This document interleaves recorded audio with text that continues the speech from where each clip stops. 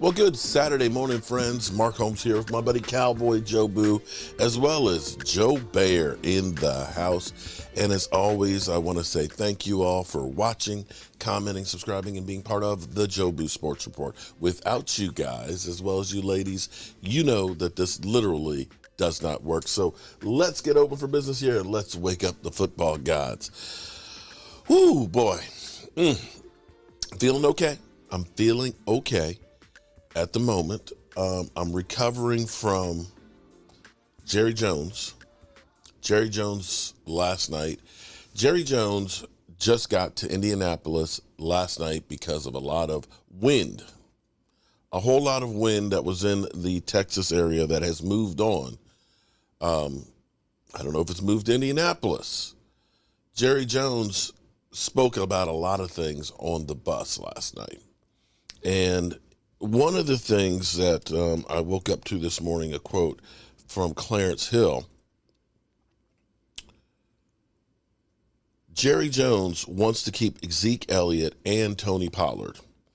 He believes they can make it work financially, knowing full well the Cowboys are planning to place the $10.1 million franchise tag on Tony Pollard. He also basically said that trading Amari Cooper will help them keep Zeke Elliott if they choose to do so. He said a healthy Elliott is still a difference-making player. Okay.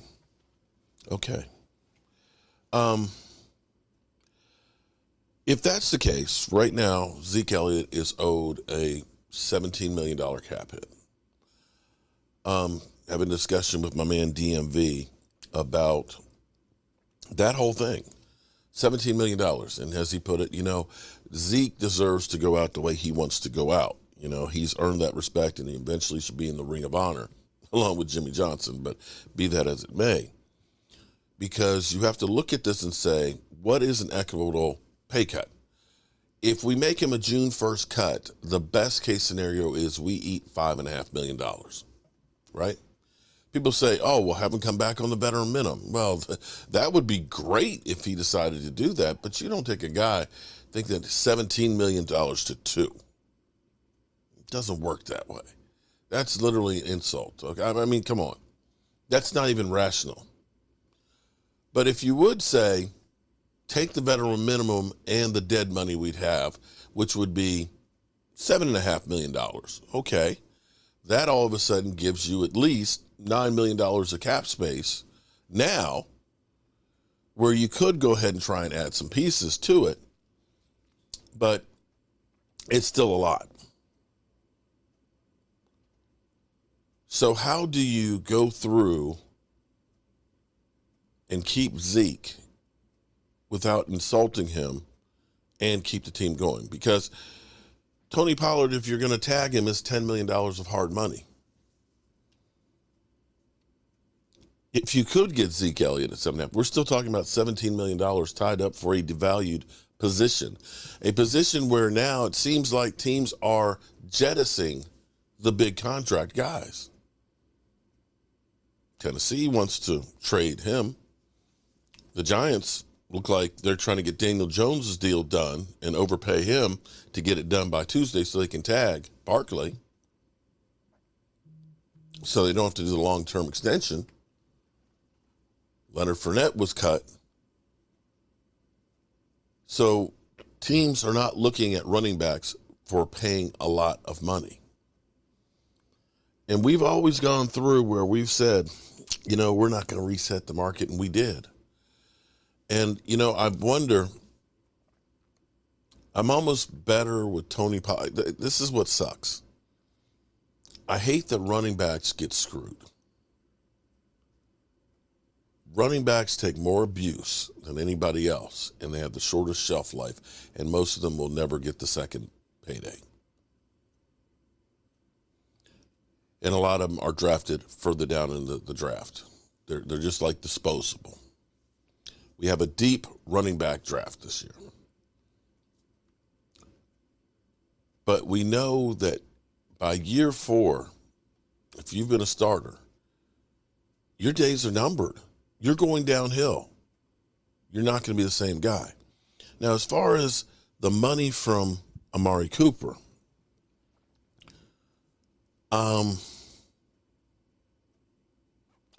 last year we saved $16 million on Amari Cooper. We spent 12 on Michael Gallup. We spent 10.8 on Dalton Schultz right there. So that money last year was gone. So you still have Michael Gallup with, 13 million, I believe it is this year. Of that 21, I don't know how Jerry thinks that we're keeping Zeke Elliott with the rest of the money that's left over from Amari Cooper. Just not.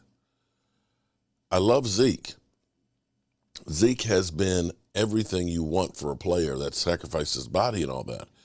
But we have to be rational here. Now, maybe, just maybe, the Cowboys are trying a different ploy.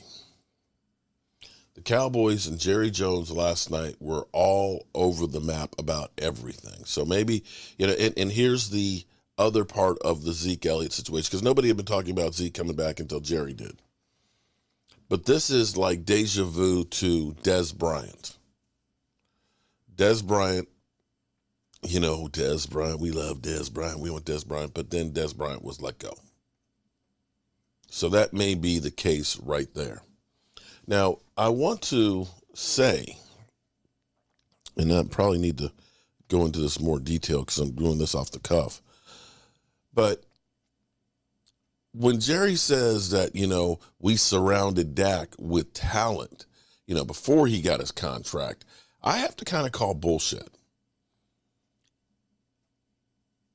When Dak became the quarterback of the Cowboys, taking over for a 4-12 team, let's stop here for a second. The only thing that was added when Dak came from the Romo years was Zeke Elliott. Understand that the Dez Bryant, the Jason Witten, which were in the tail end of their careers, were inherited from Tony Romo.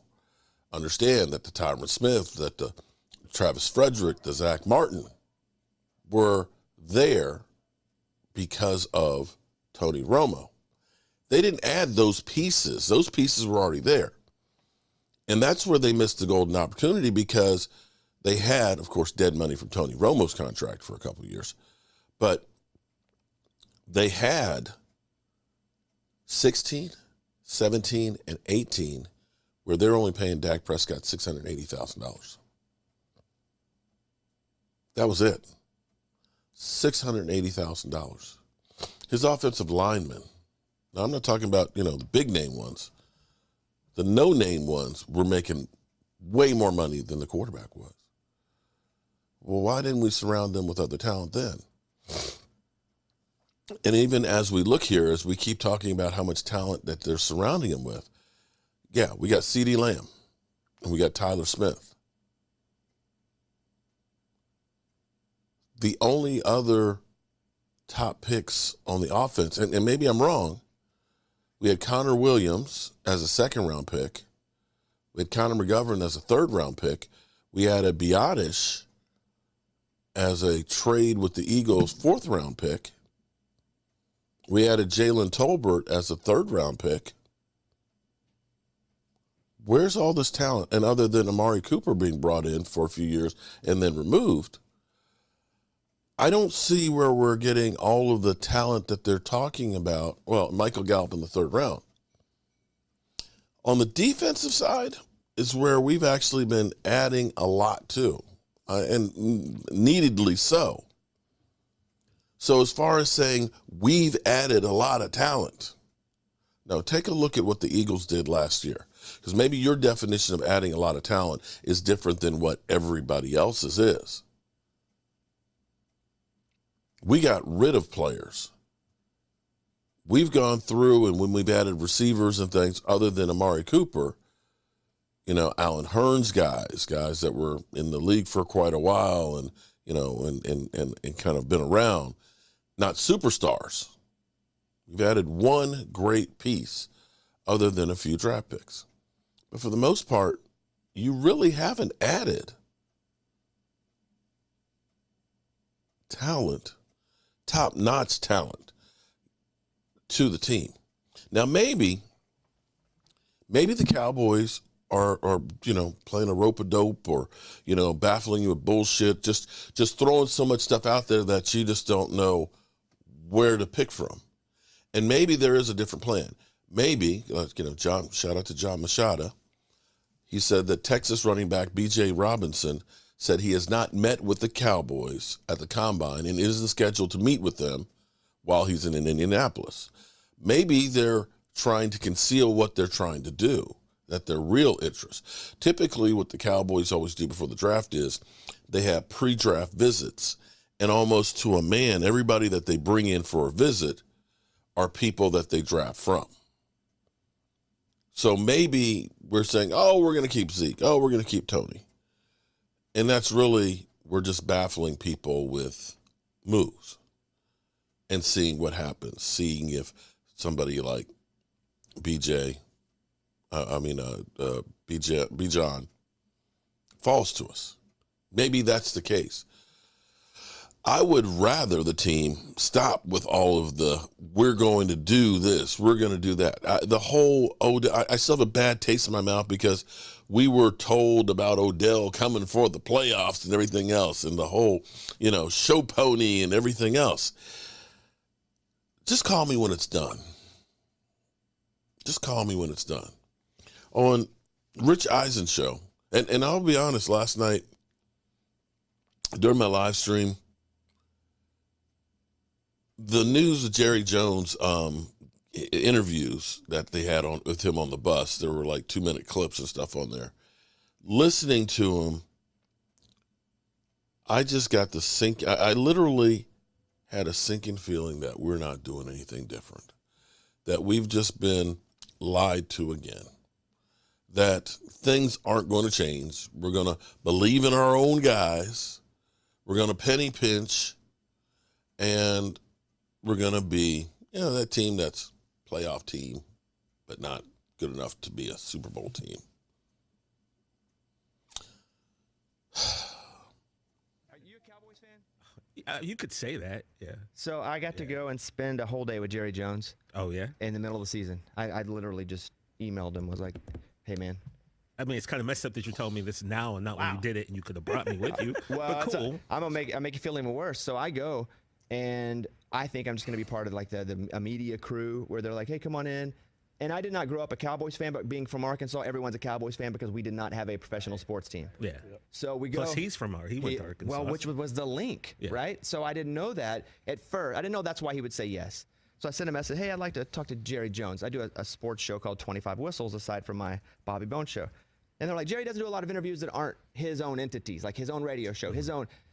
And so I said, okay, well, here's my deal. And so I threw in there, I'm going to flex again on you guys real quick if you don't mind. I have an honorary doctorate from the University of Arkansas. Okay. And I say I'm a donor, honorary doctorate, like a green eyes, do the whole thing, right? Organ or money donor? Whatever he wants, actually. Okay. I was like, it's open to interpretation. Gotcha. And so they said, oh, he would maybe like to talk to you. And I said, great. And so I'm like, what time's the Zoom? And they're like, why don't you fly in for a game? And I'm like, well, that's super cool. So I go. And again, two of my best friends, Mike D and Eddie, are diehard Dallas Cowboy fans. They work with me on my show. And all the guys that I've hired are mostly all my friends that work with me that I just train to do radio and TV and stuff, right? Now 3 of your best friends are Cowboys. Yeah, that's right. Okay. TJ. Power rankings, you're still at 3, but you got a chance to move up today. I'm cool with that. 3's the magic number. I get there, and I'm looking for the other media people, and there are no other media people. And they're like, Mr. Jones will be here in a second, but we're at some private hangar. And I'm like, cool. So Mr. Jones, Jerry Jones arrives, and both of his sons are there, Jerry Jr., Stephen, and we get on a helicopter, and that's it. It's just us. It's me, my friend Eddie, and Mike, and and Jerry. And we put on a headset, and we fly. He's telling me stuff he shouldn't tell me. I have a big microphone. I could say all this stuff. I'm not going to because now I love him. Wish he was my dad. That's how that works with Mr. Jones. Yeah, it really He's a is. good guy when you meet him. Bobby, I'm telling you, like I got to the Steelers-Packers Super Bowl. So that was, I don't know the Roman numeral, but that was 2011-12. I got to watch that Super Bowl in his suite. Oh. And, yeah, he shook my hand when I left, and I was just like, Mr. Jones, I want to say thank you. This was amazing. He shakes my hand. He looks me dead in the eye, and he goes, I want to thank you for being a fan of the Dallas Cowboys. And I was just like, oh. You're in for life, man. It's like the NWO. It's for life. Yeah. Like people are like, why are you still like the Cowboys? I'm stuck, man. This is not familiar. Like, Stuck. We land and there's people cheering Jerry, and he goes, Bobby, come up here. They want to see you too. Not a soul wanted to see me, but it was nice of him to do that. And so we're in the suite. He said, I'm going to go meet with Coach McCarthy before the game. Do you want to come with me? He said, you can do that or you can go on the field with the players. But I had two of my friends with me, and I was like, we'll go on the field. I really wanted to go hear what he had to say to the coach. But so we do that. He's like, you can go up into the suite with me where we're watching, and I guess there's like a bunch of computers, and they figure out the analytics during the game. Or you can sit and eat. I obviously wanted to eat. But it was like royalty. He for a whole day goes, wherever I go, you can go. For like 10 hours. If I'm there, you can go with me. Wow. you're living my dream, bro. Damn. It was absolutely bonkers. And so I've been a massive, lifelong Dallas Cowboys fan for like 4 months.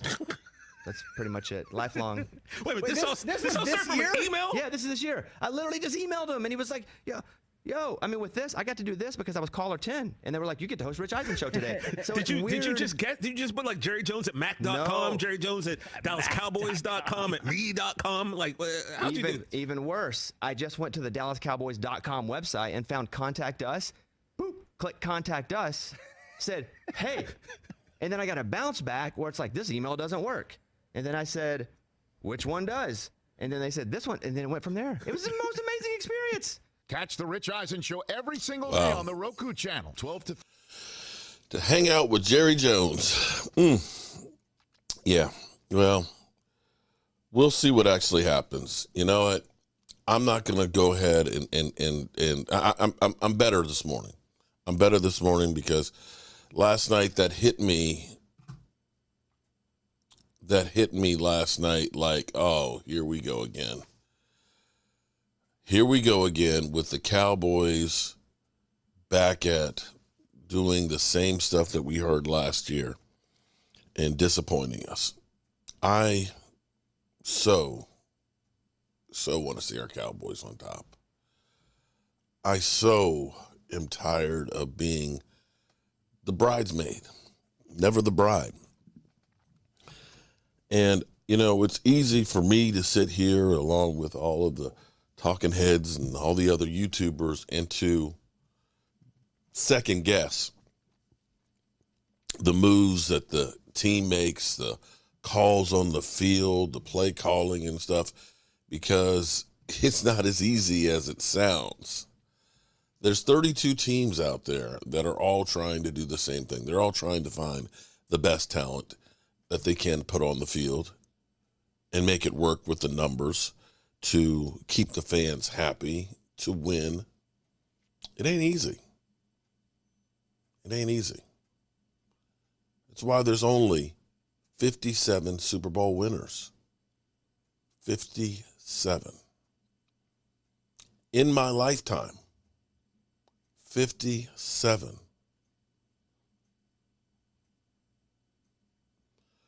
Whew.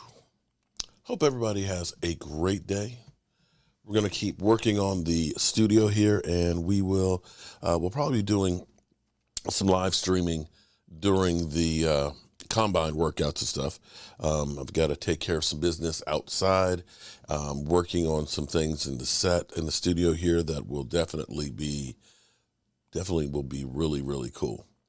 I'm Mark Holmes, and well, you know how we roll.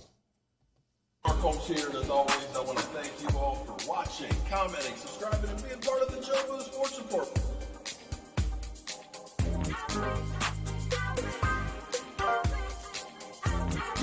One hell of a job, and the only thing else I got to say is, how about